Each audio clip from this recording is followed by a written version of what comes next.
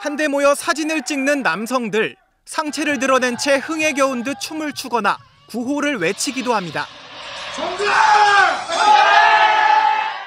하지만 잠시 뒤 돌변해 맥주병을 휘두르며 패싸움을 벌입니다. 이들은 서로 다른 지역에서 활동하던 20대 폭력 조직원들로 전국구로 활동해보자며 또래 모임인 전국회를 결성했는데 만난 첫날 패싸움을 벌인 겁니다. 경찰 조사 결과 이들은 전국의 20대 폭력 조직원끼리 SNS로 연락체계를 구축하고 범죄 수법 등을 공유해온 것으로 파악됐습니다. 술에 취해 시민을 폭행하거나 정기 모임을 하며 세를 과시하기도 했습니다. 경찰은 앞서 불법 인터넷 도박장을 운영하던 충남 논산의 한 폭력 조직을 적발해 조사하던 과정에서 이들의 존재를 알게 돼 수사해왔습니다. 우리는 충남지방경찰청 강북의 형사들이고 너희를 상대로 지금 저기가 나왔으니까 납품영장이 나왔으니까 일단 앉아있어. 앞서 서울의 한 호텔에서 직원과 손님들을 위협하며 난동을 부린 폭력 조직을 수사하는 과정에서도 또래 모임의 존재가 확인되기도 했습니다. 경찰은 새로운 형태의 범죄단체로 보고 수사를 확대하고 있습니다. 각 기존 범죄단체에서 막내들입니다. 경찰은 지속적인 범죄 첩보 수집을 통해서 또래 모임을 차단하기 위해서 노력하고 있습니다.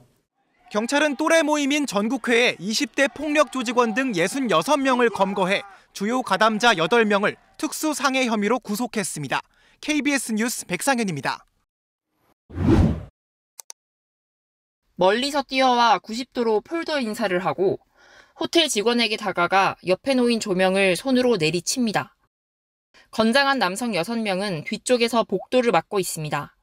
전국 10대 조직폭력배 순호아파 조직원들입니다. 2020년 10월 서울 그랜드 하얏트 호텔에 3박 4일간 묵으면서 난동을 부릴 당시 모습입니다. 이들은 문신을 드러낸 채 단체로 사우나를 하고 밴드 공연을 방해하고 손님들을 위협하다 업무방해 혐의로 고소당했습니다. 이유는 조직원의 투자 손실.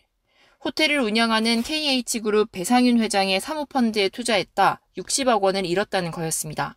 1년간의 경찰 수사 후 검찰도 직접 보강 수사에 나선 결과 폭력행위 처벌법 위반 혐의로 7명이 구속, 5명은 불구속 기소됐습니다.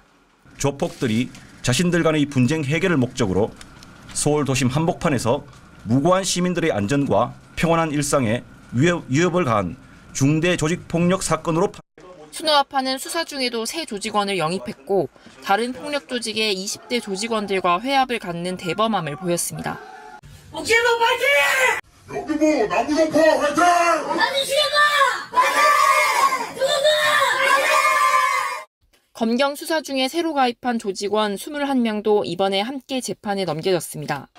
전남 목포가 기반인 순호아파는 1990년대 서울로 진출한 뒤 유흥업, 철거 용역업으로 세를 불렸습니다. 순호아란 이름이 흉기로 술을 놓는다는 뜻이란 해석도 있을 정도로 폭력성이 짙은 조직입니다. 검찰은 이번 수사로 순호아파는 사실상 와해됐다고 밝혔습니다. KBS 뉴스 문예슬입니다. 한 무리의 남성이 몰려가 남성 1명을 무차별 폭행합니다. 때린 쪽과 맞은 쪽 모두 조직폭력배였습니다.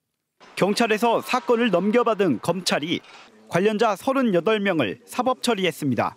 조직적 증거인멸과 범죄단체 구성 활동의 증거를 추가 확인하고 직접 수사를 진행하였습니다. 두 조직이 상무지구와 용봉동 등 광주 도심에서 보복 폭행을 이어갔고 패싸움을 위해 수십 명이 동원된 사실도 공소 사실에 포함됐습니다.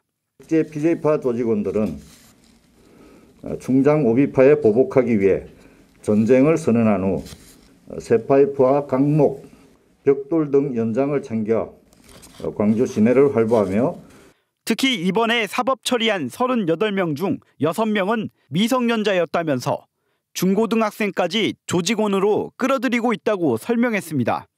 검찰은 광주 지역에 여전히 20여 개의 폭력 조직이 활동을 이어가고 있다면서 경찰과 수사 공조 체계를 강화하는 한편 구속 수사와 중형 구형을 통해 조직 폭력배를 근절하겠다고 밝혔습니다. KBS 뉴스 김정대입니다.